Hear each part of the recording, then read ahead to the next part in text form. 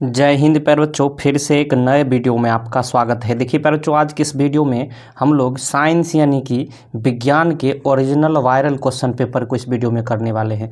प्यारे बच्चों, ये 100% ओरिजिनल क्वेश्चन पेपर है। इसको आपको जो है पूरा देखना है। प्यारे बच्चों ध्यान से सुनिएगा, अगर आपका भी एग्जाम 21 फरवरी को वो भी साइंस का पेपर का है तो इस वीडियो को देखना आपको बहुत ज़्यादा ज़रूरी है, क्योंकि इस वीडियो में हम आपको जो है करवाने वाले हैं 100% जो है वायरल क्वेश्चन पेपर। प्यारे बच्चों, यही सारे प्रश्न जो है कल आपके पेपर में जो है छपने। अगर आप इस वीडियो को देख लेते हैं तो यकीन मानिए, आप पढ़े हैं या फिर नहीं पढ़े हैं कोई मतलब नहीं है, आप एग्जाम में जो है गर्दा मचा के आने वाले हैं। क्लियर है प्यारे बच्चों, समझ में आ गया? तो चलिए आपको पूरा देखना है। देखिएगा तो यहाँ जो है ये विषय कोड आपको 100 देखिएगा तो 12 है। ये ओरिजिनल क्वेश्चन पेपर है। चलिए हम लोग ध्यान से देखिएगा। पहले जो यहाँ जो आप देख रहे होंगे ये खंड अ यानी कि सेक्शन ए दिया है। इसमें पहले तो यहाँ वस्तुनिष्ठ प्रश्न यानी ऑब्जेक्टिव टाइप क्वेश्चन है। टोटल आपको पहले तो 80 प्रश्न आपको दिए जाएंगे, जिसमें से केवल आपको जो है 40 प्रश्न का ही उत्तर देना है। तो इस तरह से आप समझ गए पूरा। पहले प्रश्न की ओर पढ़िएगा। पहले जो बहुत ही ज़बरदस्त वायरल प्रश्न है, कह रहा है कि सामान्य नेत्र के लिए दूर बिंदु है। पहले जो ध्यान रखिएगा, यहाँ दूर बिंदु पूछा जा रहा है तो इसका सही आंसर अनंत हो जाएगा, याद रखिएगा। क्लियर है?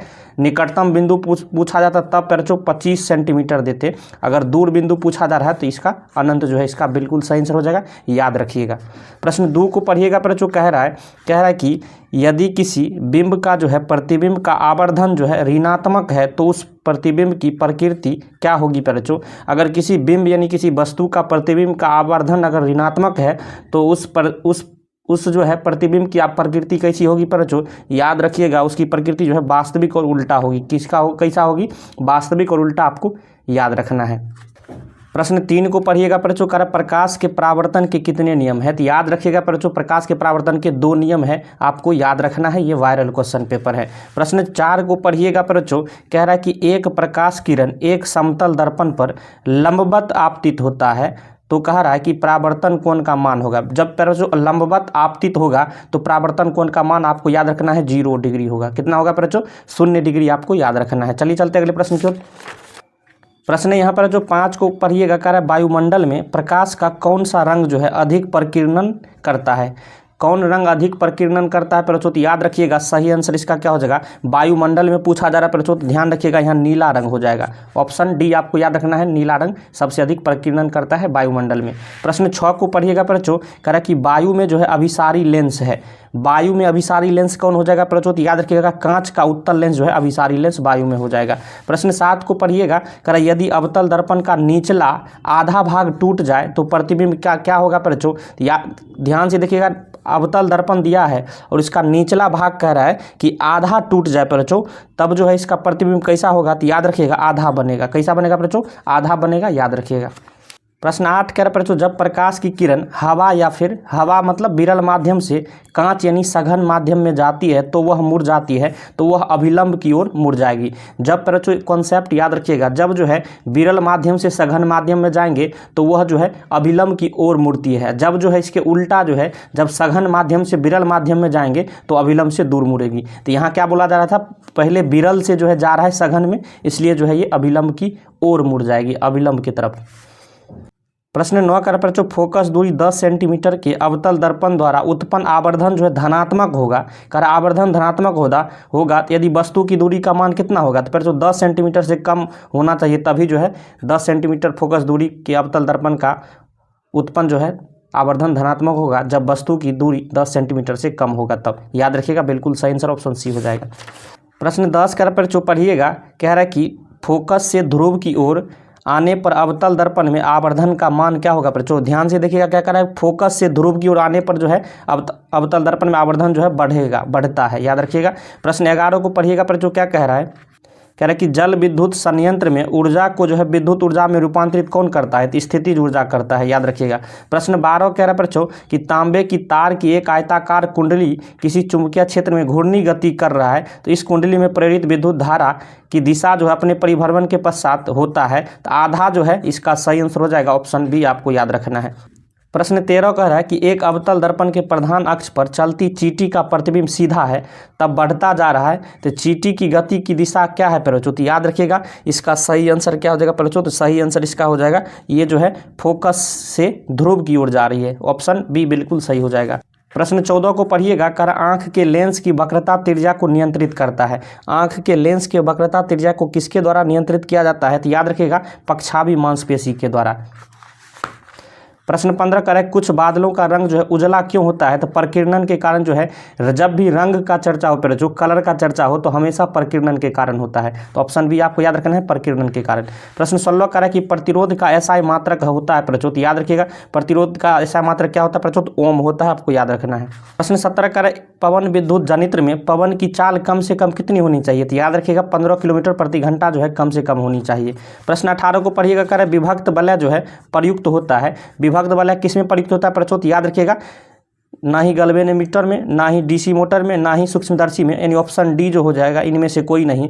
विभक्त वलय का यूज कहाँ होता है प्रचोद? आपको याद होगा, विभक्त वलय का यूज जो है एसी जनरेटर में होता है। किसमें प्रचोद? एसी जनित रहता तभी इसका सही आंसर होता। यह नहीं दिया है तो इसका मतलब ऑप्शन डी लगाएंगे, इनमें से कोई नहीं। याद रखिएगा, विभक्त वलय का प्रयोग जो है एसी जनित्र में किया जाता है। प्रश्न जो है 19 को पढ़िएगा। करें कि धात्विक चालकता पदार्थ के अंदर किस कण की गति पर आश्रित होता है? तो इलेक्ट्रॉन पर आश्रित होता है, इलेक्ट्रॉन कण पर। याद रखिएगा, ऑप्शन ए बिल्कुल सही है। प्रश्न पढ़िए प्रश्न 20 का है कि बॉक्स टाइप सौर कुकर के ऊपरी भाग में कांच का ढक्कन रहता है, इसका कारण क्या है प्रचो? तो विकिरण द्वारा उष्मा की हानि को रोकता है, इसलिए। पढ़िएगा 21 कह रहा है कि वोल्टा V1 पर शक्ति P1 का प्रतिरोधक वोल्टा V2 पर शक्ति P2 के प्रतिरोधक श्रेणी में जुड़ा है, तो समतुल्य प्रतिरोध का मान क्या होगा प्रचोद? याद रखिएगा, ऑप्शन ए V1 स्क्वायर बट्टे P1 प्लस V2 स्क्वायर बट्टे P2। ऑप्शन ए बिल्कुल सही है, याद रखिएगा। प्रश्न जरा 22 को पढ़िएगा प्रचो। करें घरेलू वैद्युत परिपथ में प्रत्यावर्ती धारा की आवृत्ति कितनी होती है? तो याद रखिएगा, घरेलू के बारे में बोल रहा है। अब प्रत्यावर्ती धारा जो है 50 हर्ट्ज, इसका बिल्कुल सही आंसर हो जाएगा, याद रखिएगा। डायरेक्ट ये सारे प्रश्न प्रचो आने वाले हैं। प्रश्न 23 करें निम्नलिखित में किसका अपवर्तनांक सबसे कम होता है? याद रखिएगा प्रचो, यहाँ अपवर्तनांक सबसे कम जो है यहाँ ऑप्शन के अनुसार पानी का जो है हो जाएगा सबसे कम। याद रखिएगा, पानी इसका बिल्कुल सही आंसर हो जाएगा। कह रहे प्रचो एक साधारण प्रिज्म जो है कितने सतहों से घिरा रहता है? एक साधारण प्रिज्म पर जो कितने सतहों से घिरा रहता है? तो 5 सतहों से घिरा रहता है, याद रखिएगा। प्रश्न 25 कह रहा है कि किलोवाट घंटा मात्रक है, किसका मात्रक है प्रचोद? ऊर्जा का मात्रक है, याद रखिएगा। प्रश्न 26 कह रहा है मानव की आंख में प्रवेश करने वाले प्रकाश की मात्रा को नियंत्रित किया जाता है, किसके द्वारा प्रचोद? याद रखिएगा, परितारिका या फिर इसी को इंग्लिश में आइरिस बोला जाता है। याद रखिएगा, परितारिका या फिर आइरिस इसका बिल्कुल सही आंसर हो जाएगा, याद रखिएगा। प्रश्न 27 करें कौन सा जो है परंपरागत ऊर्जा स्रोत है? ये 4 ऑप्शन दिए हैं, इसमें से कौन जो है परंपरागत ऊर्जा स्रोत हो जाएगा? याद रखिएगा प्रचो, यहाँ जो जैव मात्रा बायोमास दिया है ये ऊर्जा का परंपरागत स्रोत है, याद हो गया। प्रश्न 28 को पढ़िएगा। कह रहा है किसी कोष में इलेक्ट्रॉनों की अधिकतम संख्या होती है, 2n² फार्मूला होता है प्रचो, याद रखिएगा। आगे हम लोग चल रहे प्रश्न जो है 29 करें कौन सा हाइड्रोकार्बन सबसे सरल यौगिक है प्रचो? तो मीथेन, याद रखिएगा। मीथेन का क्या फार्मूला होता है? CH4, ये सबसे सरल यौगिक है, याद रखिएगा, मीथेन। प्रश्न 30 कह रहा है बच्चों निम्न में से जो है किस धातु का गलनांक सबसे कम है? अब याद रखिएगा बच्चों, सबसे कम गलनांक यहाँ जो है ऑप्शन के अनुसार सोडियम हो जाएगा, सोडियम का सबसे कम गलनांक है। प्रश्न 31 को पढ़िएगा सोना का जो है परमाणु संख्या कितना होता है प्रचो? तो याद होगा आपको 79 होता है। प्रश्न 32 को पढ़िएगा। करें निम्नलिखित में कौन लवण है प्रचो? ध्यान से देखिएगा, तो यहाँ K2SO4 जो है लवण हो जाएगा। ऑप्शन डी आपको याद रखना है, K2SO4 जो है एक प्रकार का लवण है। प्रश्न 33 कह रहा है कि ऑक्जेलिक अम्ल का प्राकृतिक स्रोत निम्नलिखित में कौन है प्रचोद? याद आपको होगा टमाटर में जो है ऑक्जेलिक अम्ल होता है, तो टमाटर इसका बिल्कुल सही आंसर हो जाएगा। प्रश्न 34 को पढ़िएगा प्रचोद। कह रहा है प्रोपेन का आणविक सूत्र C3H8 है, तो इसमें जो है सहसंयोजक बंधन की संख्या कितनी होगी प्रचोद? याद रखिएगा 10 जो है सहसंयोजक आबंध होगा, याद हो गया आपको। चलिए चलते अगले प्रश्न की ओर। प्रश्न जो है 35 का प्रचो ओजोन परत जो है किस हानिकारक विकिरण से पृथ्वी की सुरक्षा करता है? पृथ्वी को सुरक्षा जो है किस हानिकारक विकिरण से करता है ओजोन परत प्रचो? याद होगा आपको परावैंगनिक विकिरण से, परावैंगनिक विकिरण से जो है ओजोन परत जो है हमारी पृथ्वी को रक्षा करती है। ऑप्शन सी आपको याद रखना है, बिल्कुल सही इसका जवाब हो जाएगा। प्रश्न जो है कह रहा है 36 कौन सा अधातु जो है कमरे के ताप पर तरल अवस्था में पाया जाता है? तो ब्रोमीन जो है एकमात्र अधातु है जो कमरे के ताप पर तरल अवस्था में यानी द्रव अवस्था में पाया जाता है। प्रश्न 37 को पढ़िएगा पर जो क्या कह रहा है? कह रहा है निम्नांकित में जो है कौन जो है उपधातु है? देखिएगा तो लोहा उपधातु नहीं है, कॉपर भी नहीं है, निकेल भी नहीं है, तो यहाँ AS जो दिया है आर्सेनिक, ये एक प्रकार का उपधातु है, याद रखिएगा।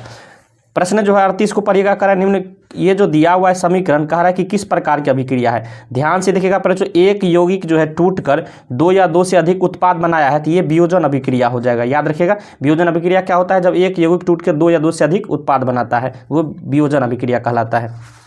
प्रश्न 39 करें, निम्नांकित में कौन जो है संतुलित समीकरण है प्रचुत। यहाँ ऑप्शन बी को गौर से देखिएगा, ये जो है संतुलित समीकरण है। Zn का मान यहाँ देखिएगा तो 1 है, यहाँ भी Zn का मान 1 है। यहाँ हाइड्रोजन 2 है तो यहाँ भी हाइड्रोजन 2 है। यहाँ सल्फर 1 है तो यहाँ भी सल्फर 1 है। ऑक्सीजन 4 है तो ऑक्सीजन 4 है। यानी क्या हो गया, जब बाईं साइड और दाईं साइड बराबर हो जाए किसी भी तत्व या फिर यौगिक का, तो याद रखिएगा वो संतुलित समीकरण होता है। तो ऑप्शन बी आपको याद रखना है। प्रश्न 40 को पढ़िएगा, प्रचुत करें निम्नलिखित में किसके द्वारा औद्योगिक क्षेत्र में अम्ल वर्षा होती है। तो सल्फर डाइऑक्साइड के द्वारा जो है औद्योगिक क्षेत्र में अम्ल वर्षा होती है। प्रश्न 41, सभी अम्ल जो है जल में घुलकर क्या प्रदान करते हैं। तो याद रखिएगा, सभी अम्ल जो है जल में घुलकर H+ आयन प्रदान करते हैं। प्रश्न 42 का निम्नांकित यौगिकों में कौन दुर्बल अम्ल है प्रचोद। ध्यान से देखिएगा, ये 4 ऑप्शन दिए हैं, इनमें से आपको दुर्बल अम्ल पूछा जा रहा है तो याद रख लीजिएगा, पर जो काफ़ी महत्वपूर्ण है। तो यहाँ HNO3 जो है ये दुर्बल अम्ल का उदाहरण हो जाएगा। प्रश्न 43 का सिल्वर आयोडाइड का रंग कैसा होता है प्रचोद। ध्यान से रखिएगा, इस प्रश्न को जो है आपको रट्टा मार लीजिए, ये पक्का आने वाला है। सिल्वर आयोडाइड का रंग जो है, आप बच्चे बहुत कन्फ्यूजन करते हैं, यहाँ श्वेत सबसे ज़्यादा लगाता है, बिल्कुल गलत है प्रचोद, पीला होता है। याद रखिएगा, पीला जो है सिल्वर आयोडाइड का रंग होता है, याद रख लीजिएगा, इसमें बच्चे काफ़ी कंफ्यूज करते हैं। प्रश्न 44 का सबसे कठोर जो है प्राकृतिक पदार्थ है। तो हीरा जो है सबसे कठोर प्राकृतिक पदार्थ है। प्रश्न 45, कार्बन के कितने रवादार अपरूप हैं। तो कार्बन के टोटल 4 जो है अपरूप होते हैं। प्रश्न 46 को पढ़िएगा, करें जिंक ब्लेड जो है किस धातु का अयस्क है। तो याद रखिएगा, ये जिंक का अयस्क है। प्रश्न 47 करें नाइट्रोजन के अणु में 2 परमाणु के बीच कितने आबंध होते हैं। तो याद रखिएगा प्रचो त्रिआबंध होते हैं, 3 आबंध होते हैं। प्रश्न आगे हम लोग चल रहे हैं।